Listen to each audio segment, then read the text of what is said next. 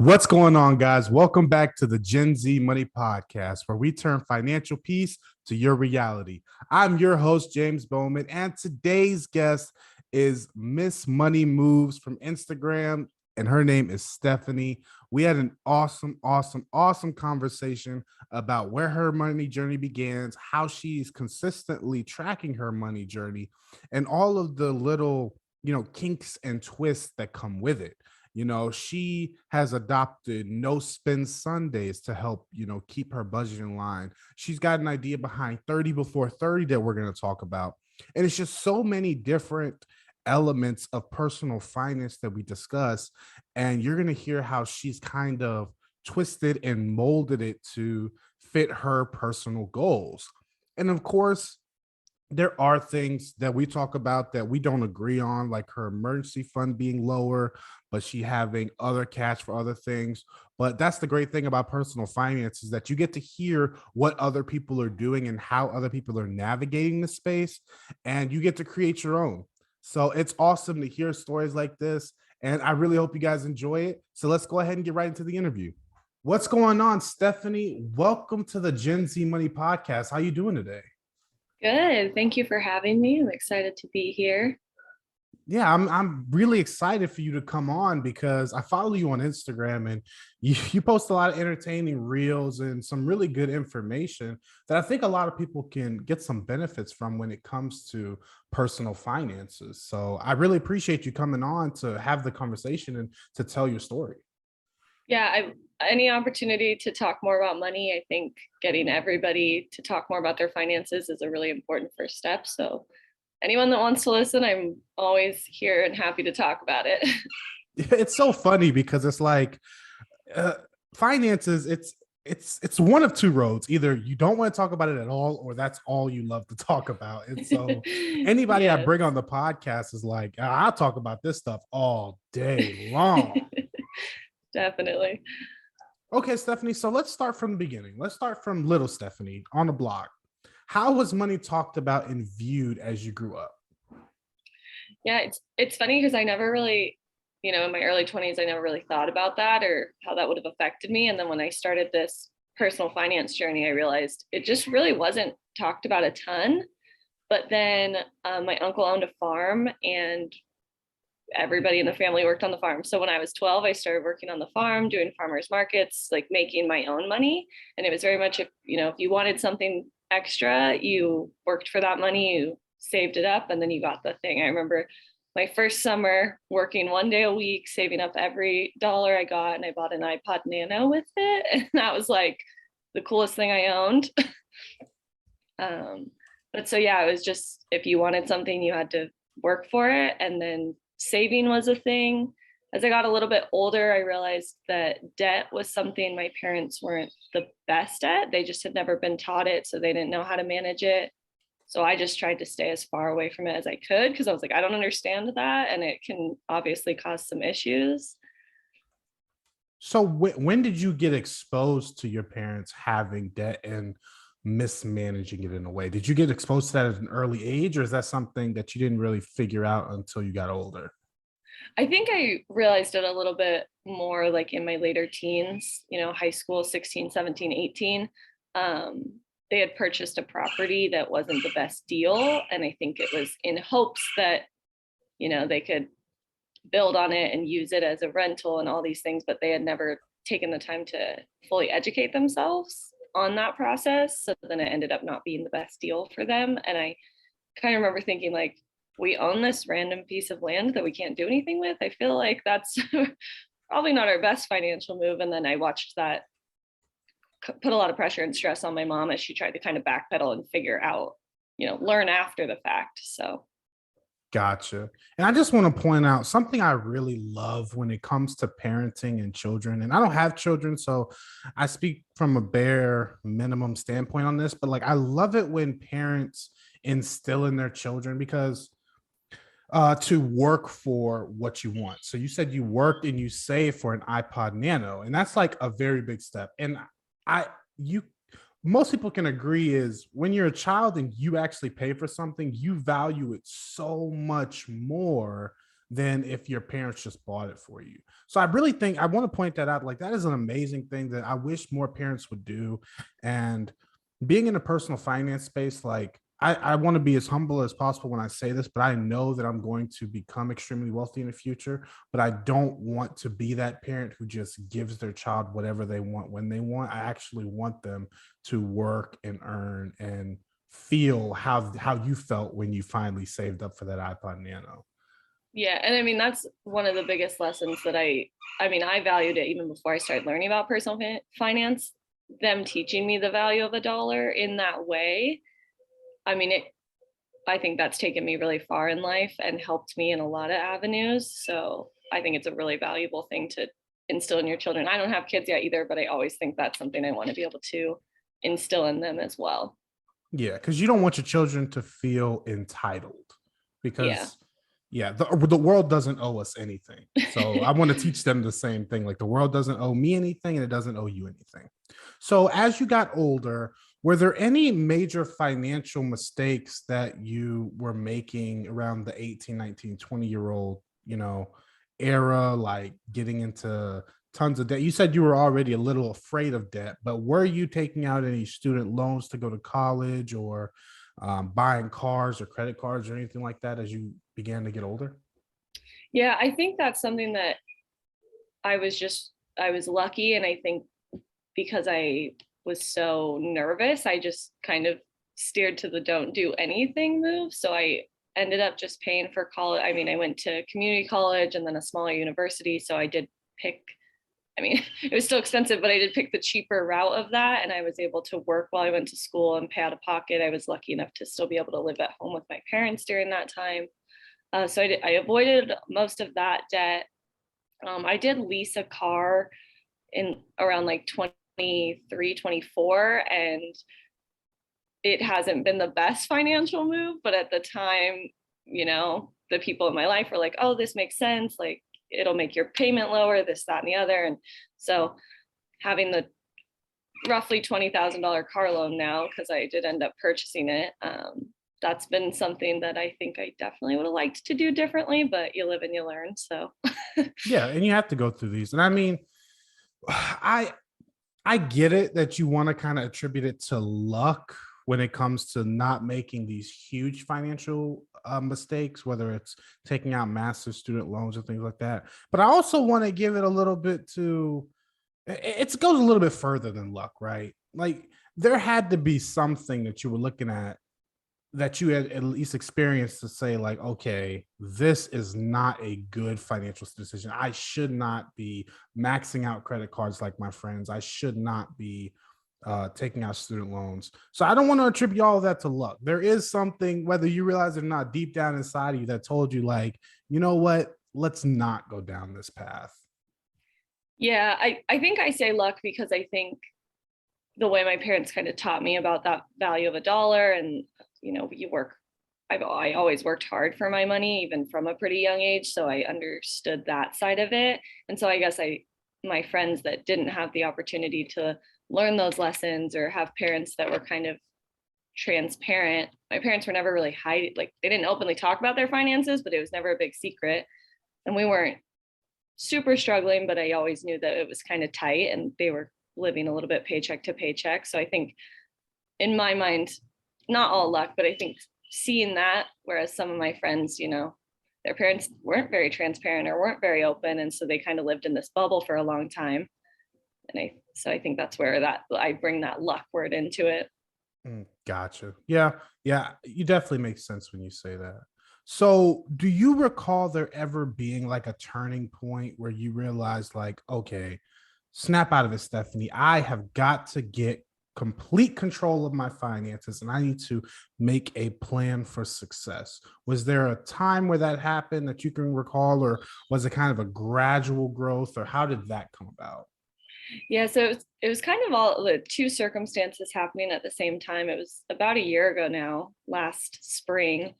The first thing was I had just switched jobs and I was making more money than I'd ever been making, and my lifestyle had stayed exactly the same. My mortgage was the same, all my bills had stayed the same, and yet I was still living paycheck to paycheck. And so it was kind of this moment where I was like, wait, how's this happening? Like my paychecks went up, my bills stayed the same. There should be more money in there somewhere. And then at the same time, I was having a conversation with my friend about the stock market, and I knew nothing about it.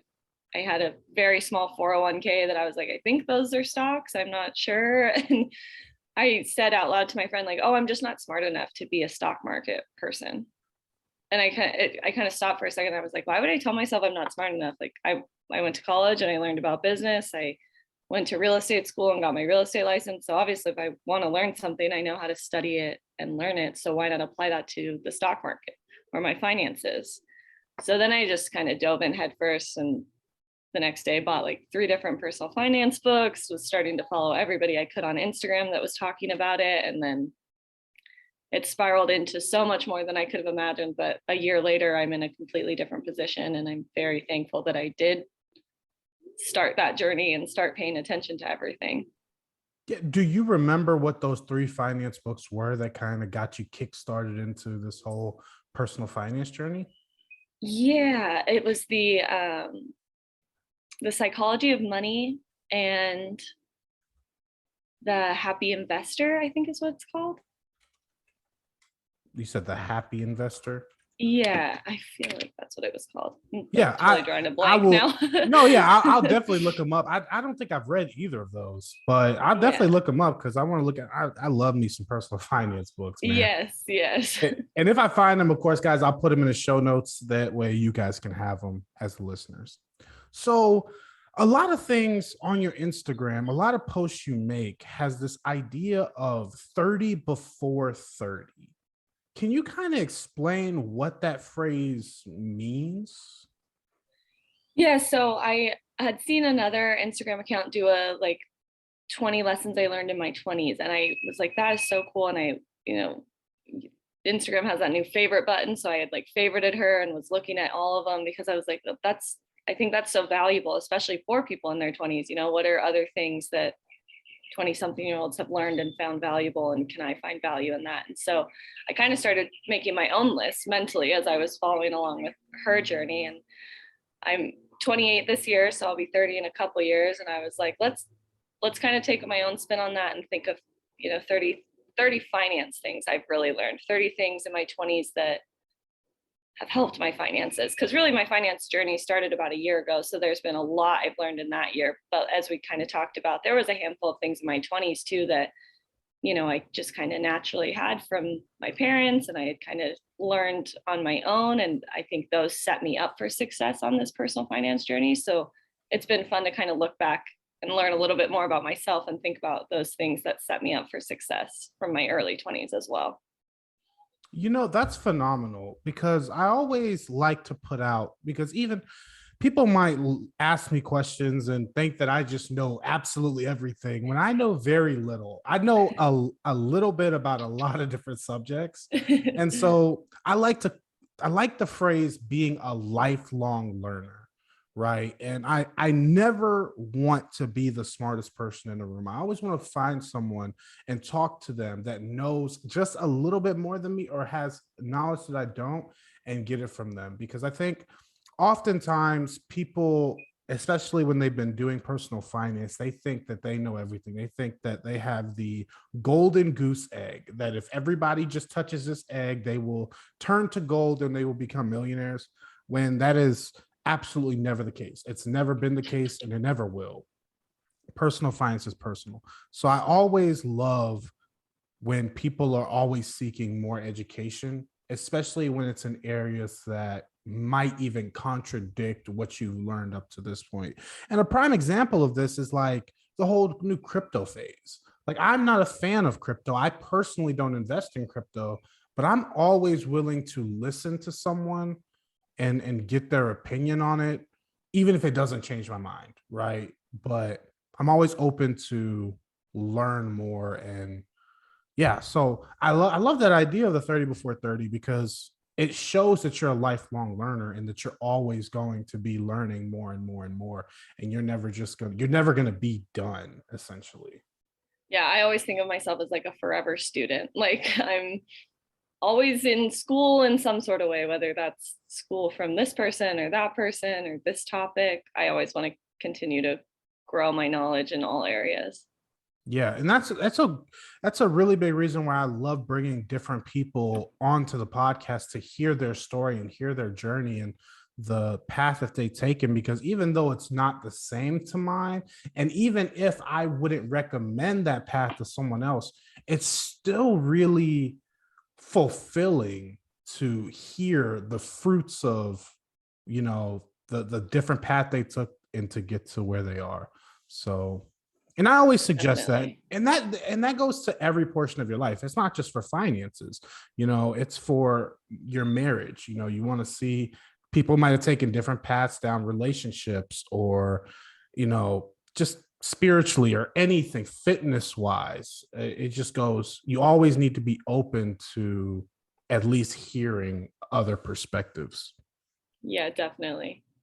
So another thing that you talk about a lot on your Instagram is NoSpend Sundays.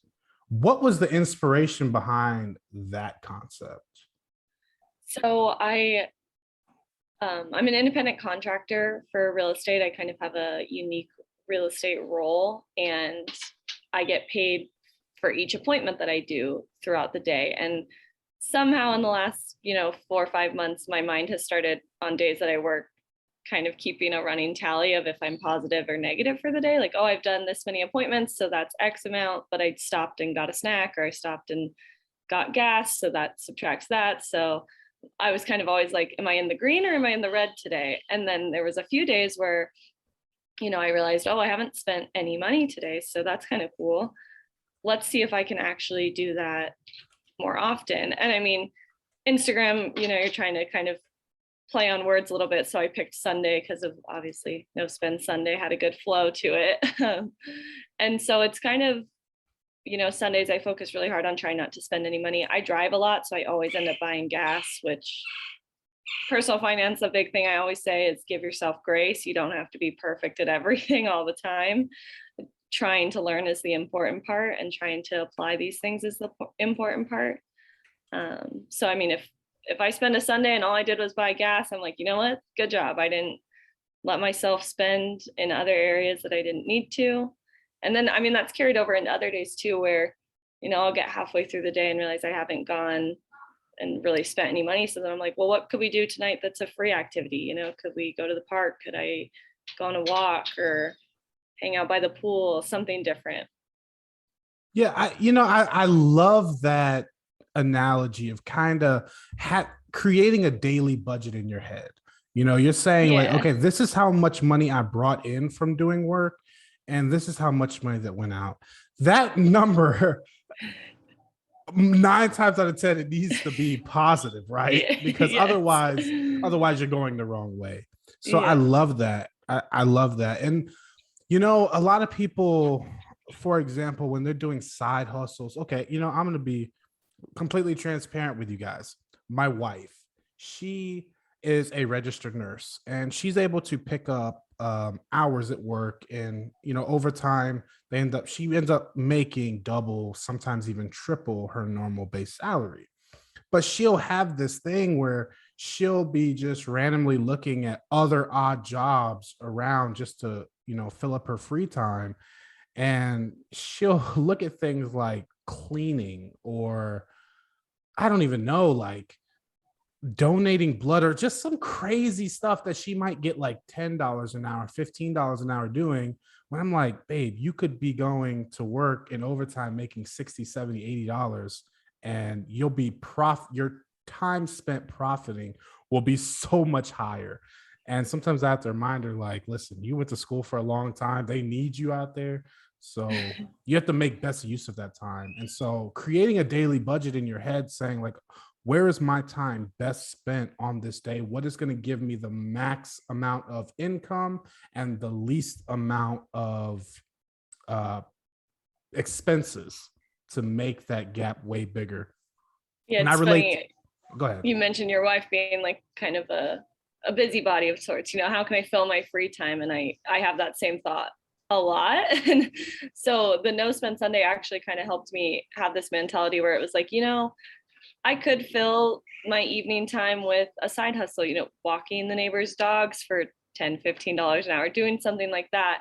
Or if I just let myself have some downtime and I took a minute to relax and spend some time with my own dog or my own boyfriend or whatever it was, I might not be making money, but I'm also not spending money, and my time is valuable spent in those relationships or spending time with those people as well. So that the NoSpend Sundays kind of gave me that shift in perspective, which as a busybody person was very nice to have, to be like, okay, I don't have to fill every hour of the day trying to make a dollar. Sometimes I can just spend it trying not to spend a dollar.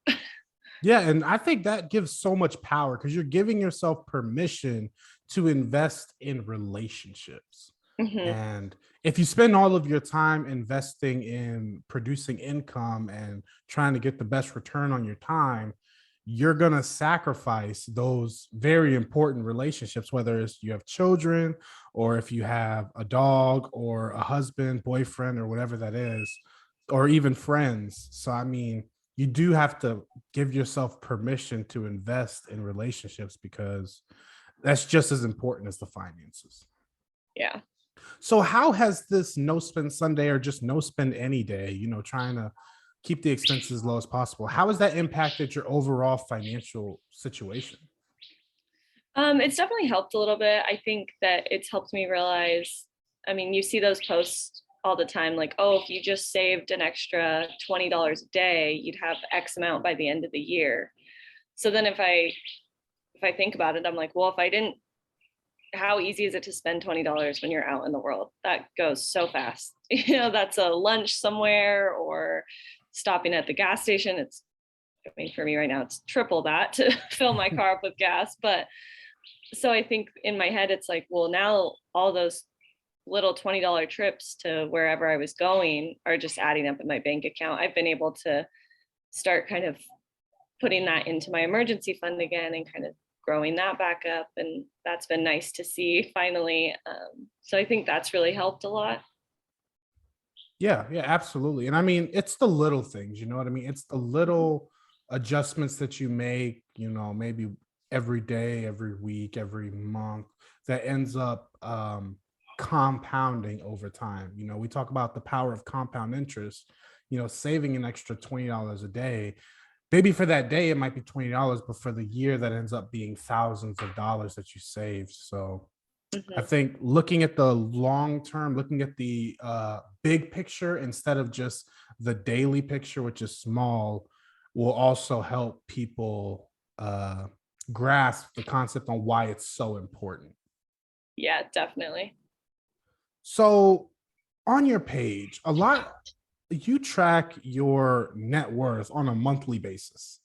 And to me, that gives me a little bit of, anxiety where I'm like, that's a lot to keep track of on a monthly basis. So, can you explain why you choose to track it monthly? And there's nothing wrong with it. I don't do it, but most people track it annually, biannually, maybe even semi-annually. So why do you choose a monthly basis? Is it what's the goal behind that? So when I started doing it, I mean, I don't know, a few people I've talked to have had a similar experience. When you first kind of learn about the net worth idea of how to track kind of your financial standing, it's usually a new concept. A lot of people, I mean, I never thought of, honestly, I thought I didn't even have a net worth because I was like, I'm not wealthy. I don't have one of those. Like in my early 20s, so I never thought of it. And then when I realized, oh, it's just an equation of, assets minus your liabilities, and that's your net worth. I think I just got a little addicted to it. It's I like it because it's kind of a big picture. I get to, and it helps me check in with each of those things. My assets are, I mean, the biggest asset I have is my condo. So that's kind of the biggest thing. And being in the real estate market, I enjoy when I sit down to do my budget looking and being like, oh, did, the condos in my area, did they go up at all this month? Where are they looking like? Have they fluctuated or changed much? And a lot of the time it's fairly similar month to month. It doesn't change a ton, a little bit here and there maybe. But then, looking at my debts too, I have that $20,000 car loan that's on there. Obviously my mortgage is on there. And I think I enjoy the process of looking and being like, oh, look, last month it was at this. And I put, I only got to put the normal $350 payment towards it. So it only went down a little bit. Or, oh, I had extra money and I put extra towards the car loan. So that loan's going down faster. And like I said, I really just think it kind of became part of my budget routine where I would go through and track my expenses and my income. And then I'd be like, let's look at my net worth. And I just find it exciting. And one of my short-term goals right now is I want to get to that $100,000 net worth. So I think once I get to that, it might slow me down a little bit, but because I'm so excited about that goal, I'm like, let's look, let's see where I'm at. Am I closer this month or not? So how do you ever feel discouraged when your net worth goes down on a month? Because when you're checking it month to month, if the market shifts one Yeah. month, like it will drop substantially. Like, so how do you ever feel discouraged when that happens? Do you kind of understand that that's just the beauty of the beast, or how do you navigate that? The first time it went down, it definitely was discouraging. And I mean, it didn't even go down that much. I mean, maybe $5,000 or so, which in a net worth picture isn't that big of a deal because the market is going to fluctuate. And I know that. So it was a little bit of a bummer because it had been going up, up, up. And then I had that first down month and I was like, oh. But I then, especially on my Instagram account, I want to be so transparent. I want people to know that it's not always going to be positive. It's not always going to be a win. You're going to have losses along the way. And use those moments to learn, use those moments to get more comfortable with. I mean, for me, when the net worth goes down, it's like, okay, was it a mistake that I made or was it just a fluctuation in the market? Okay, the stocks went down because the market was down this month. That's okay. It kind of helped me it's helped me to get comfortable with those downturns, I guess I could say. Gotcha. And you mentioned it earlier, but I just want you to mention it one more time for the listeners that don't know. Can you just break down really quickly how someone can calculate their net worth? Because I don't think I've covered it in the podcast up to this point, like what that calculation actually looks like. Yeah. So the equation is your assets minus your liabilities. So basically anything you own that's an appreciating asset. So, that you could sell and get money for. Your condo, I mean, your car somewhat is an asset, depends how much you could sell it for. They usually depreciate, but you can put it on there. Guy of mine on there, just Kelly Blue Book, what could my car sell for if I tried to sell it? Your personal assets can be included in it, your furniture, that sort of thing. I usually use that as a pretty small portion. And then any 401ks, any stocks, any investment funds that you have, that's all stuff that if you needed to, you could sell it and you would get money for that. And then you subtract all your debts. So things that you owe people money for, your mortgage, your car loans. Those are the biggest two I have online. Obviously, if you owe a friend money or if you have a personal loan or a title loan or student loans, those things would all go into your liabilities as well because you have to pay those things. You owe people that money. Gotcha. I appreciate you explaining that because a lot of people think that your net worth is just how much money you have in the bank. And Yeah. that's a very big misconception. It's like your net worth is so much more than that because wealthy people don't really hold on to cash that much. They hold on to assets, they hold on to things that are appreciating. So you could look at somebody like, I don't know, Grant Cardone, he's a billionaire, but he probably has, a couple million in the bank, if that. I don't know. Like I'm just Yeah. guessing, but you wouldn't just say, oh, he's a millionaire. Like, no, you have to calculate all of his assets, all of his debts and everything that And comes I along think with it. that's a good point too. I mean, like I was saying, just when I started talking about when I was in my early 20s, I was like, I don't have a net worth because when you think of net worth off the top of your head, you think of the celebrity's net worth or, the CEO's net worth, those big net worths. And yeah, like Jeff Bezos doesn't just have $1 billion sitting around. Like he has that in his company and in his stocks and in his investment all over. So I think that's something that a lot of people don't think about.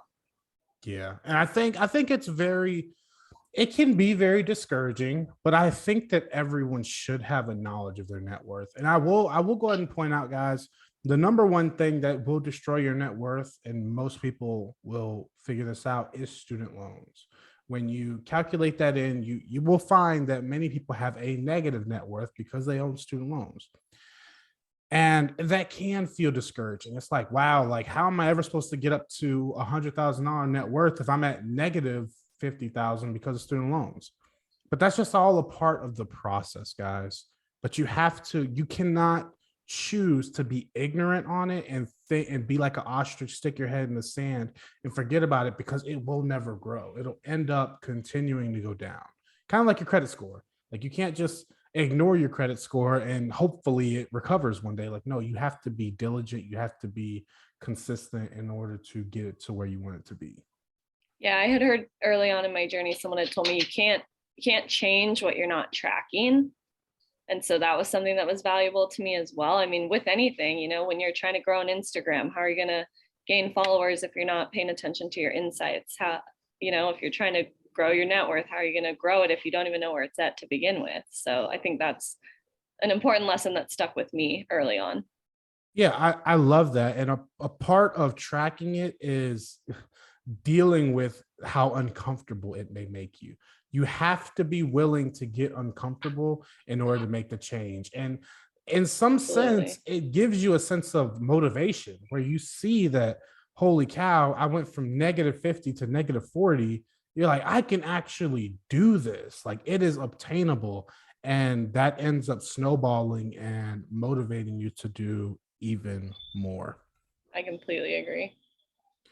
So Stephanie, let's talk about, what does your current net worth consist of? We talked about your condo, but what else, what other assets are you calculating in to come up with your total net worth?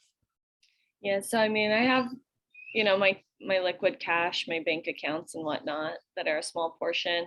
And then the condo, I do have a retirement account that has some stocks in it. I mean, it's mostly index funds. I have a few individual stocks, but the stock market is still something that I am actively learning about. So a lot more of my money goes into a high yield savings account right now because we're saving to purchase real estate, because we're kind of working on the real estate side of our portfolio right now. But I do hope within the next year to really start growing the stock side of things more. And then, yeah, I have obviously I put a little bit in the personal things that I own and my car, what it could sell for, even though, again, as we talked about in the beginning, I do owe more on the car than I could sell it for, but that's okay. So that's what my asset side of my net worth is built up right now.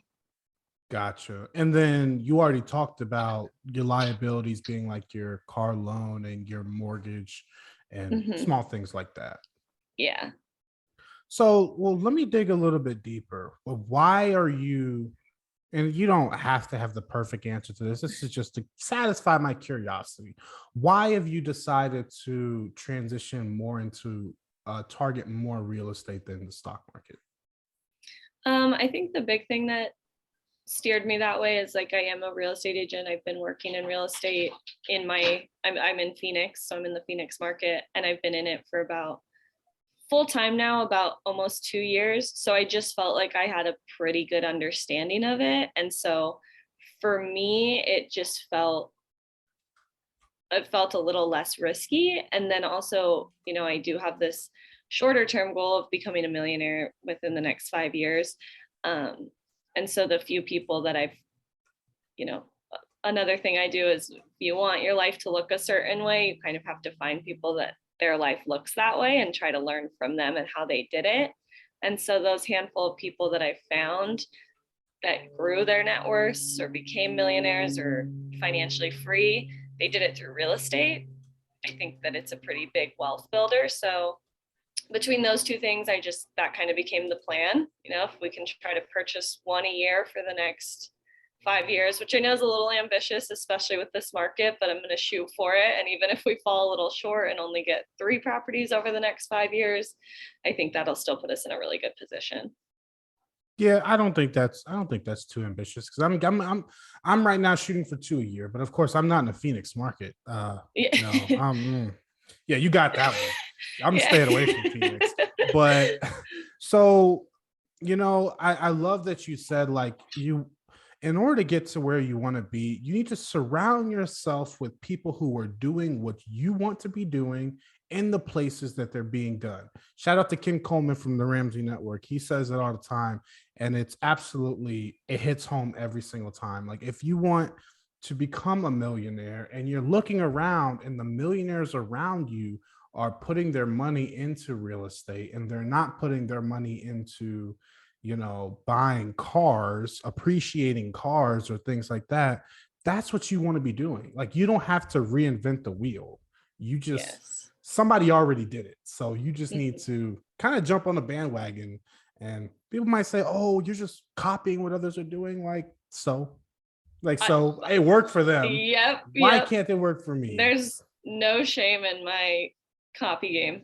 Yeah. I mean, if you look at some of the best on the stock side, some of the best stock investors, you start with Warren Buffett. I mean, he learned not all his strategies, but a handful of his strategies from someone else before him. And then there's people after Warren Buffett that'll say, yeah, I saw what he did, so I did it. So definitely use what people have learned to your advantage, especially if they're willing to share that with you. Yeah, exactly. And there's no shame in it. Like, there's absolutely no shame in it. So then one more question when it comes to the real estate investing that you're getting into. Should people who want to start investing in real estate get their real estate license? I don't think it's a necessity at all, but I do think you should, I mean, again, kind of to that, find people that are doing what you're doing. You want to find someone that's in the real estate world so that you find yourself a real estate agent so that you have someone that you can ask those questions to. Because like a lot of things, you're going to get into real estate, you can read all the books, take all the courses you can find and feel like you have a pretty good handle on things. But then when you get out there, you don't know what you don't know. And so you want to have someone that you feel safe to be like, hey, what does this mean? Wait, my loan officer told me I need X amount of dollars. Where's that coming from? You want someone that can help you navigate those questions as they pop up. So I don't think you need your license, but I would definitely recommend finding a loan officer that you can ask questions to and finding a real estate agent that you can ask questions to so they can help you start to build that portfolio. Yeah, I 100% agree. And the only reason I ask you that is because it's such a commonly asked question. It's between that and should I start an LLC to invest in real estate? And to both of those questions, of course, it's like, no, you just need to start. But to your point, it's all about surrounding yourself with professionals. Like, you don't need to, like you, Stephanie, an agent, you do not need to know every single step in the loan process to get a mortgage. You also don't need to know every single step in doing a home inspection, right? Like, that's what professionals are for. Yeah. And surrounding yourself with professionals who have the mind of a teacher that'll sit down and say, look, this is what it is. This is why it's important and things like that. And I always relate it back to, let's say you have a leak in your sink and you realize all I need to do is tighten up this bolt. You don't go and get your plumbing license in order to fix that. Like, it's not like you're going to be professionally doing it for other people. You wouldn't become a professional lawn care company just to cut your own grass. So it's the same thing with buying, an investment property. Like, you don't have to be an expert in it in order to do it yourself. You just need to surround yourself with experts in that field.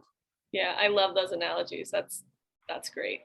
Yeah, and a lot of people will be like, oh, well, yeah, that makes sense because, yeah, I don't want to be a plumber. But it's like, that doesn't mean you can't unclog your own toilet. Exactly. Yeah. So shout out to that. I love that you answered that question because it is a very common question. And I love me some real estate. Like I said, my goal is 2 properties a year. We're on goal. We're on pace right now, but we'll see how it holds up. That's awesome. So, Stephanie, another post you made, which kind of shook me a little bit. I was like, how is that even possible? In March, you had calculated your net worth to be $71,000. But then you also posted that your emergency fund was only $910. So it's like, how does that come to fruition? Like, someone looking at that, they'd be like, how does that make any sense? How is she worth 70,000 but only has 900 in her bank account? How did that come about? And are you still in that same place? Yeah, so I think for me, and it's funny because I didn't think about it until we were kind of having this discussion now. My emergency fund, and then I have a separate savings account, and that savings account in my mind is what I'm currently calling like my down payment fund. So I have a lot of money put in that high yield savings account, but I try not to touch that. I don't even want to touch that for emergencies because I'm trying to put that all towards the down payment of our next property. So there's a lot more money in that savings account than there is in like my emergency fund bucket, I guess you could say. So I think that's because of that down payment high yield savings account that goes into my net worth as well. So that's kind of where that offset's coming from. And then also my emergency fund was definitely higher. And then I had an emergency to spend a lot of it. So it's been hard to grow that small bucket back up because for me, I don't have any kids, and I have a job where my income's pretty steady right now. So I haven't put a lot of focus on having a very big emergency fund. I've put a lot of focus on trying to get all that money into that other savings account that I really don't even want to use for emergencies. Because I'm kind of calling it the real estate fund, and I'm trying to pretend it's not there at all. So if an emergency comes up though, and you don't have enough in your emergency fund to cover it, would you resort to going to that down payment fund, or would you resort to alternative methods? Yeah, so a great example of this is I just did my taxes, and being an independent contractor, I didn't pay taxes all last year. So I knew I was going to owe money, and I figured that would come from that down payment fund. I was like, I'm going to owe some money in taxes. It's going to be really hard for me to pull out of that other savings account, but I would rather pull it out of that than, put it on a credit card and be paying interest on it. Gotcha. So, and just to clarify, so your emergency fund that you posted in March, that's not all the cash you have. That's just all the cash you're willing to spend on an emergency, essentially. Yes, yeah. So, it's just like the way my mindset thinks about it. And it's kind of like two different buckets to me. But I guess in the grand scheme of things, that's all the liquid cash I have. So if something really crazy were to go down, I would definitely just pull from that high yield savings account. I'm very much so like an out of sight, out of mind person. So I'm like, let's just try to pretend I don't have all that, because that has a specific goal in mind. And I really want it to go towards that goal. Gotcha. So right now, are you prioritizing establishing a bigger emergency fund, or are you prioritizing the down payment fund for your first rental property? I've definitely been, for the last like 6 to 8 months, prioritizing the down payment for the rental property a lot more. I did recently, kind of with the NoSpend Sundays and all of that, start to think, okay, we can put just like a little bit. We could put $20, $40 here and there into that emergency fund, which I did the whole month of March, and it took it from 900 to 1100. I was like, okay, just by even doing that little bit, I already found $200 extra to put back in there. So I am kind of trying to reprioritize that, but the big goal right now is trying to save up for that first investment property. Gotcha.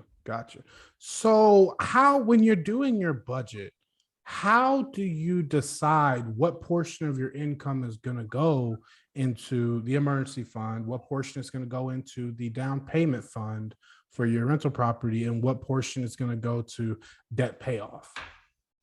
Yeah, so I think because I was so focused and so driven on buying this next property, it was really like, I would think, I haven't done the percentages, but I would say roughly like 60% of my income was going towards my expenses. And then pretty much all the time it was like 30-40 going straight to that down payment fund. Like I was just so focused on it that I was like, if I can just get it all there, build it as fast as I can, buy the property as quick as I can.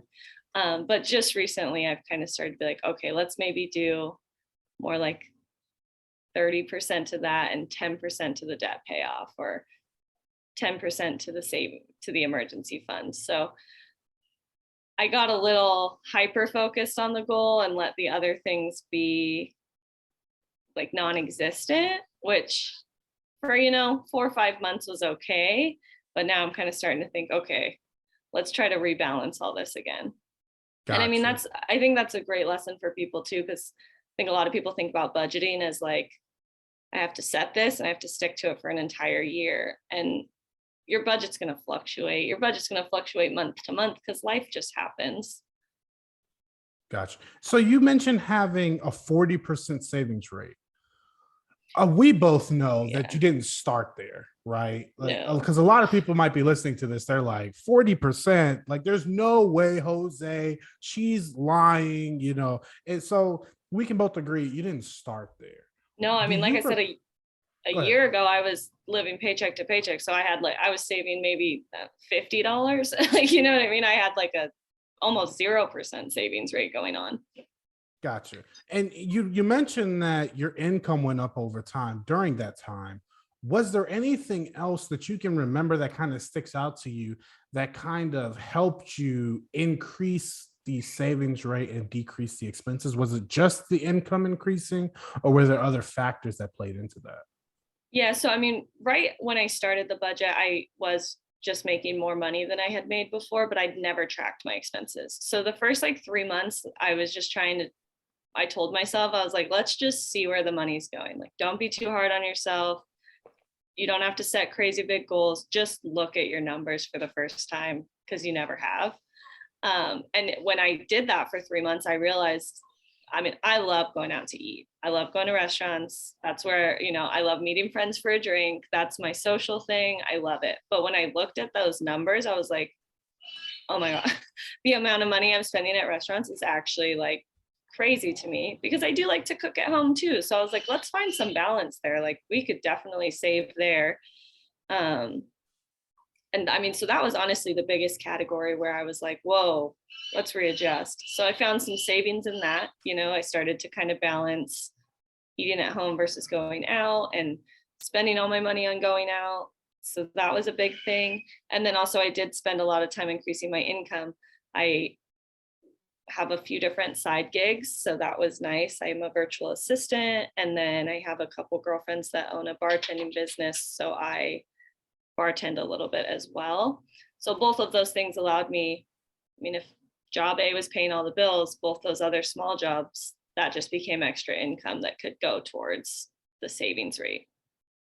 Yeah, I'm really glad that you threw that last portion in that, because a lot of people, what they'll do is when they get the extra income, you know, um, I have a financial advisor on a podcast quite often by the name of Joey. And on one of our episodes, he was describing that if you do not allocate the extra income that comes in, your life will naturally absorb it.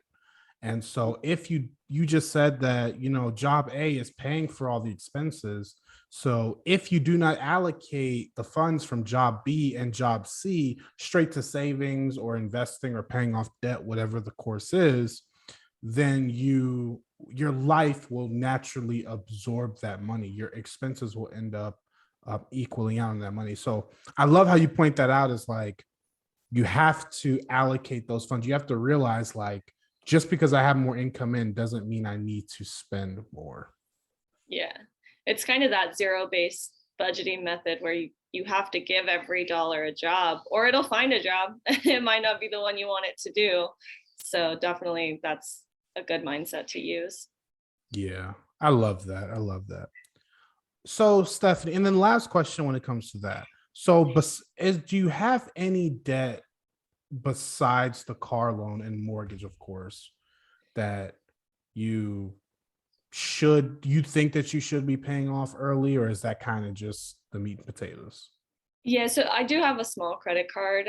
It's been hovering or right around like $1,000 for the last few months. And I think in my head, again, for a long time, I was like, it's right around $1,000. It's not too big a deal. It's not really affecting like my net worth or like weighing on me too heavily. But then again, in the last month or so here, I've had this mindset shift where I was like, it's $1,000. Like, let's just chip away at that for a minute, just to have it off my plate, just to not think about it. to say, I mean, the interest, it's a credit card, so the interest rate's a little high. I want to say it's 18 or 19%. So I mean, every now and then that small interest charge, do I really notice it? No. But is it 20, $30? Yeah. Could that be going somewhere else every month if I just knocked it out? Definitely. So it doesn't play a huge role in a lot of things, but it is there. But do you have peace of mind knowing that like you have the money to pay it off? So if it ever became an issue to where, let's just say you lost your job and you needed that debt gone, you have the option to go ahead and kick it to the curb. Yeah, I think definitely having all that savings put away and knowing that I have, these extra side gigs that do bring in money that I could allocate pretty quickly to pay that off, I think that does give me that peace of mind to feel so casual about it. Gotcha. Okay, so let's talk about what are some of your short-term money goals. So we talked about buying a rental property within this year. Do you have any other money goals that you hope to accomplish within the next year? I think that's really the biggest focus is the rental property. I mean, I really just want to start to get in some more passive income I don't really have any passive income right now, a little bit in dividends, but not a ton, not enough to do much with, except for reinvest them. So I think getting that rental property, getting some passive income so that I'm able to, again, increase that savings rate, increase that investing rate. Gotcha. So what are some of your long-term money goals that you hope to accomplish within the next 5 to 10 years? Like what does the finish line look like for you? Yeah, so for me, I mean, like I said, the 5-year goal right now is to become a millionaire. So that's kind of a focus I have. But then also I want to be financially free. And I know that means something different to everybody. And so for me, it's to be work optional. I'm such a busybody that the whole retire early sounds amazing, but I know that if I got into that position, it would be a month before I was like, okay, what can I do? What can I start? What can I be doing every day? Because that's just my personality. So I want to be able to be work optional. And to me, that means working on things that I care about and that I'm passionate about. Personal finance is a big thing. I would love to grow Money Moves into something where I can start helping people on their journeys and helping them take control of their finances and all of that good stuff. And then also I want to be in a position where I can work from anywhere. Phoenix gets really hot in the summer. So if I could go somewhere else for a month or two, but still be working on, the job that I care about from a different location. So those are the really big kind of finish line goals that I have for how I want my life to look. Gotcha. And yeah, I also agree with the whole. I'm not on board. I love fire, but I'm not on board with the retire early because I would get really bored and I Yeah. get really fat because I just sit around and do nothing. So, Yeah. but being work optional, I think a lot of people would agree like that is the move to say, like, I'm going to take a month off to do what I need to do and still be able to function throughout life. Yeah. And I mean, a big thing for me too, my boyfriend and I, we want to start a family at some point. And when I think about having kids, this is down the road, of course, but they're going to have sporting events, they're going to have school field trips, they're going to have things they're doing. And I want to be able to be so actively involved in that. I want to be the mom that's at the school. I want to be the mom that can take the kid and their friends to all the practices because I have the freedom in my career and my job to do those things. Yeah, I could not agree with you more. I talk about it all the time on a podcast. The reason I started this was because I want to become a stay-at-home dad. And in order for me to become a stay-at-home dad, I need to be able to provide. And real estate Yeah. is my way to provide, right? So, Yes. that's what I want. That's exactly my motivation behind all of this is I want to be at all the sporting events. I want to be Hmm. that parent that goes on the field trips and can sponsor kids and do things like that. So I didn't Definitely. have that. And so that's what I want to give. And that's my motivation behind all of this, all of the investing, all of the working longer hours. And I want other people to have that. And that's the point of this podcast is to get people to that point. But Stephanie, we're going to transition into the last questions of the podcast. And of course, I ask these questions to every single guest that comes on. Are you ready? Yes. Question number one. Everyone has their own definition of what it means to have financial peace. What is your definition? My definition of financial peace, I would be to have enough passive income set up and built up to cover life's expenses, to have whatever active income and whatever fun extra stuff I'm doing can come from my work optional jobs that I've chosen to do and that I'm actively doing to make money. But if I could have the big things covered with the consistent passive income, that would bring me full financial peace. Yeah, I love it that you no longer have to work to live. Yep. Phenomenal. Question number two. If there are listeners out there that want to start building wealth and have no clue where to get started, what would you tell them?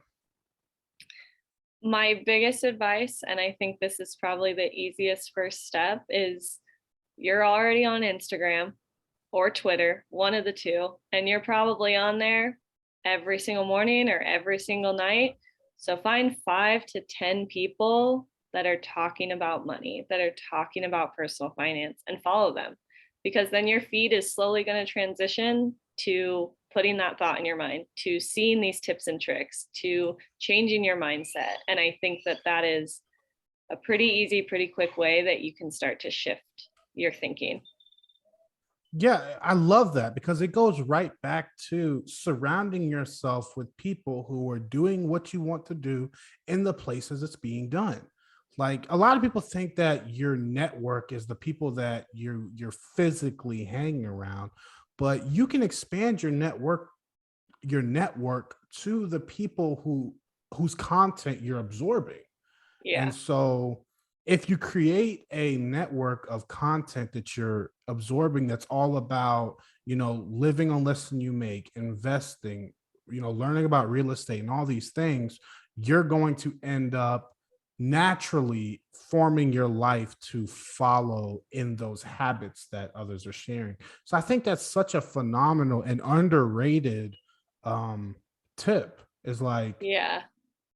social media, like use social media to your benefit. We all know that social media can be an absolute, like, it can It's a tear us. beast. It's a beast. It's a beast. So if you surround yourself on social media with the positivity, with the people who just want to see the best in you, I think that that's the next best thing than physically being surrounded by those people, because everybody doesn't have the option to be physically surrounded by people who are into personal finance and personal development. Yeah. I mean, when I started the Miss Money Moves account, at first it was literally just to have a separate account where I was only following finance accounts. And I didn't post anything. I was like anonymous. I didn't even have my name on there or anything. I was just following all of the personal finance accounts I could find. And then slowly over 6-8 months, it turned into what it is now. And I hardly even go on my personal Instagram account anymore because I spend so much time on that one, because that's what I want to be consuming and what I'm interested in and what I want to be talking about and learning about. So it's so funny you bring that up, because like I think back, like I do not use my personal accounts for anything. Like there's just nothing on there that motivates me. There's nothing on there that, like, it's crazy that you mentioned that, because now I'm thinking back, like, when's the last time I actually went on my personal account and absorbed content? I like pop over there occasionally and maybe like see what my sister posted or do something very specific, but then like very quickly I'm back on the other one. Exactly. So question 3, if there's one thing you would advise everyone to avoid doing to start building wealth, what would that be? I think I would say avoid jumping into things that you don't understand, whether that be taking out that student loan, purchasing a car on a lease, or taking on a car loan. If you feel like you're not fully comprehending how it's working, or how the finances go in, or the interest rate, or how you pay it back, or any of that, maybe take a step back and try to learn about that first, before you take on the debt. I mean, for real estate too, if you don't know anything about the area you just moved in, maybe spend 6 months to a year learning about that area and driving around and talking to people before you just buy a house there. Yeah, it's all about avoiding those impulsive, ignorant decisions. Yes, definitely. Yeah, I think that's probably one of my biggest wealth building mistakes was when I first bought my car. I literally knew nothing about interest, nothing about insurance, nothing. I just knew I needed a car to drive. And that was the biggest mistake up to this point. And it was an impulse decision. So I 100% agree with that. You need to be Yeah. educated. A conscious consumer. Try to become one of those. I love it. I love that saying, a conscious consumer. I haven't heard that one before. So, question number 4. If there's someone out there that doesn't believe they can reach financial peace due to their age, race, religion, sexual orientation, etc., what would you say to change their mind? I would tell them that to stop believing that limiting belief. For me, I had the limiting belief of I'm just not smart enough to learn about the stock market. And I think when I dig a little deeper into that, it's because when I look at investors and stock people, a lot of them are men. And so I was like, I'm a girl, like that can't be for me. And that was a limiting belief that held me back till I was 27, and do I wish I would have had more women in my life to show me that? Yeah. But did I seek out women in my life that were talking about finance? Did I surround myself with those people? I didn't. But now that I have, it has taken me to a whole new area. So, I mean, try to dig into what that limiting belief is: age, sex, race, religion, and then go find somebody that is that same age or sex or race or religion that's doing it. Because I guarantee there's someone out there that looks like you, that seems more like you, and is achieving the goal you want to achieve. I absolutely love that. I love that because a lot of times people, that's such a good question to ask yourself, because it's like if you really want to solve, because a lot of people will complain, I can't do this because of this, I can't do that because of this. And it's a way of dodging accountability and saying, I can't do this because someone else is limiting me. But when you step back and you ask yourself, like, okay, have I sought out anyone who is doing what I want to do, where it's being done? And if the answer is no, then the accountability falls back on you. Now, there will be times where let's just say we were 200 years ago and I was a Black man that wanted to get into real estate. And I actually sought out Black people who own real estate and I literally couldn't find anybody. Then, okay, I've done my best in order to seek out people who look like me that are doing what I want to do, and I can't find them, they don't exist. Now I need to pivot. But a lot of people, they don't even ask themselves that question. They don't even do that research to figure out, like, because when they do, they will quickly realize, like, there are so many people who look like me, who have dealt with what I'm dealing with, that are doing what I want to be doing. And so I love that question because it makes someone hold themselves accountable to their limiting beliefs. Yeah. I mean, having the victim mindset of it's just it. Sometimes it's hard, but like you said earlier in the podcast, like, unfortunately, the world doesn't owe you anything. So you can sit around and play the woe is me, this is so hard, I can't because of A, B, and C, but that's you holding yourself back. So take that first step.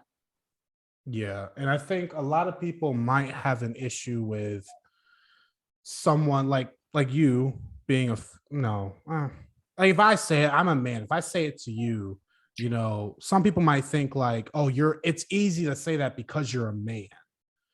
Or I can say that to a white person and say like, oh, it's easy for you to say that because you're white and you're not Black.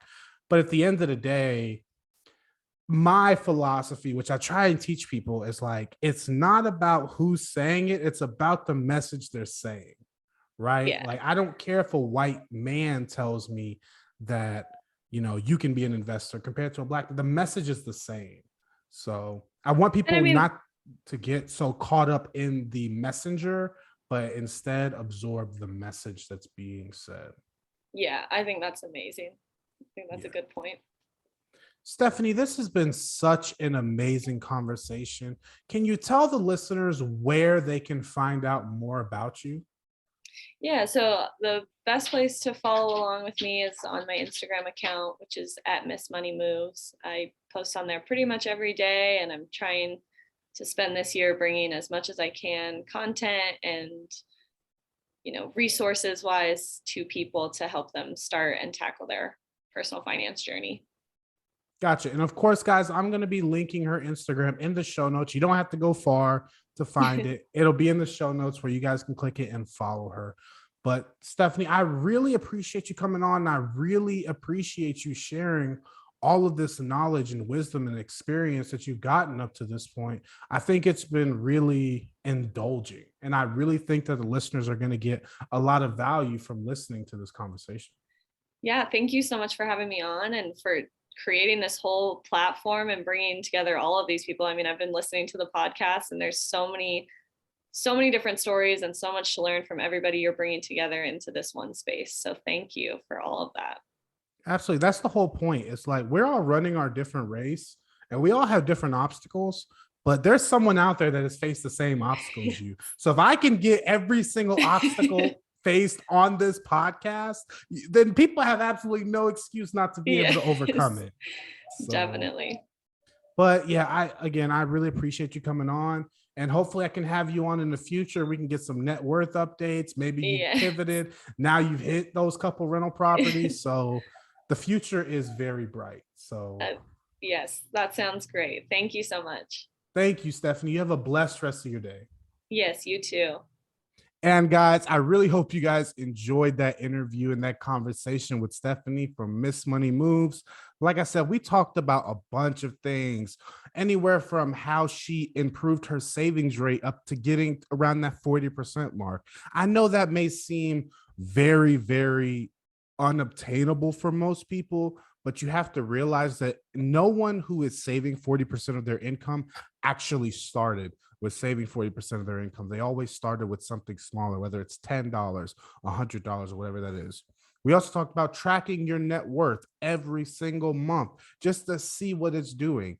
And she gave some really good tips on how to not feel discouraged when your net worth does drop, because as we go through recessions, as the stock market comes down, as real estate prices begin to level out in areas, you have to realize that your net worth is going to continuously be staggering, going up and going down if you're tracking it on a monthly basis. And you, as a long-term investor, you have to be okay with that and you have to accept that. And of course, another thing we talked about was having cash to feel comfortable. Even though, she doesn't have a very large cash tax set aside as an emergency fund, she still has a very large stack of cash set aside that is earmarked for something else. So that just proves that having the money provides the comfort, not necessarily what the money's intended to do. Because you can always, once you have the money, you can always change where it goes and what it does. So I really hope you guys enjoyed that. And of course, guys, I do offer financial coaching where you can schedule that down in the show notes below. I really appreciate all of you guys who follow us on all social medias. We are the Gen Z Money on Twitter, Instagram, Facebook, and I just released the TikTok and I started putting out TikTok videos. So all of that will be in the show notes below where you can find that. And of course, make sure you guys subscribe to our YouTube channel, where if you want to actually watch the videos, you can watch them on Facebook or you can watch them on YouTube. So make sure you guys subscribe there. And if you're listening on Spotify, Apple Podcasts, Google Podcasts, or anything like that, make sure you guys leave us a rating and review and let me know what you think of the podcast. Honest opinions. If you reach out to me on social media and say, hey, James, you know what? I don't really like you talking to people who have, this or that, or whatever the case is, whatever discrepancies you have with the podcast, I'm always open to hear them and to improve. And just make sure you guys share it with your friends. But I'm your host, James Bowman. And always remember, you're only as secure as your ability to perform. So spend your life accumulating assets that can perform for you. Later, guys. just do that.